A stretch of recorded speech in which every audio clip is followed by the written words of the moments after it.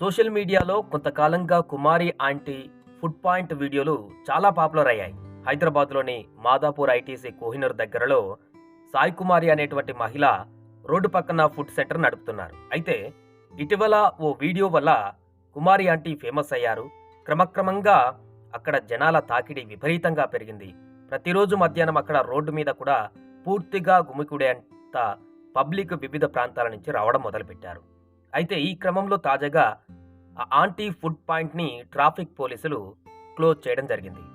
కుమారి aunty food స్టాల్కు చాలా మంది వస్తుండటంతో traffic jam అవుతుందని పోలీసులు మూయించి వేశారు. నేడు స్టాల్ను కూడా బంద్ చేయించారు. అయితే పోలీసులు తమను షాప్ ఎందుకు తెరవనివ్వడం లేదో అర్థం కావడం లేదంటూ కుమారి ఆంటీ ఆవేదన వ్యక్తం చేశారు. అయితే తాజాగా కుమారి ఆంటీ ఫుడ్ సెంటర్ను మూసివేయడం పైన టాలీవుడ్ హీరో సందీప్ కిషన్ స్పందించారు.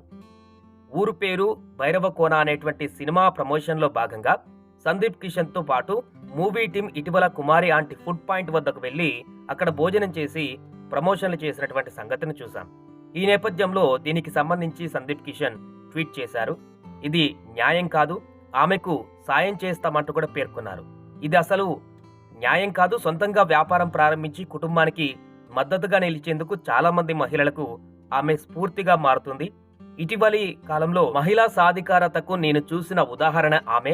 నేను నా టీం ఆమెతో మాట్లాడతాం, ఆమెకు వీలైనంత మేర సాయం చేస్తామని సందీప్ కిషన్ ట్వీట్ చేశారు. కుమారి ఆంటీ సుమారు 13 ఏళ్లుగా మాదాపూర్లో ఫుడ్ పాయింట్ నడుపుతున్నారు. చాలా రకాల వెజ్ నాన్ వెజ్ వంటకాలు అక్కడ విక్రయిస్తున్నారు.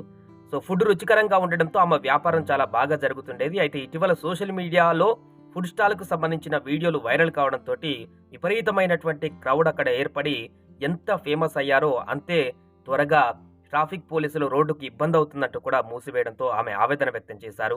వ్యాపారానికి ముప్పు ఏర్పడింది. ప్రస్తుతానికి సోషల్ మీడియాలో పాపులర్ అవడంతో ఊరు పేరు భైరవకోన ప్రమోషన్లో భాగంగా కుమారి ఆంటీ ఫుడ్ సెంటర్ ఇటీవల సందీప్ కిషన్ హీరో కూడా వెళ్లడం జరిగింది. ఈ సందర్భంగానే ఆమెకు మద్దతుగా ఒక ప్రకటన చేశారు. ప్రకటనే కాదు, కుమారి ఆంటీకి పూర్తిగా మేము సపోర్ట్ చేస్తామంటూ కూడా ఒక ట్వీట్ చేశారు.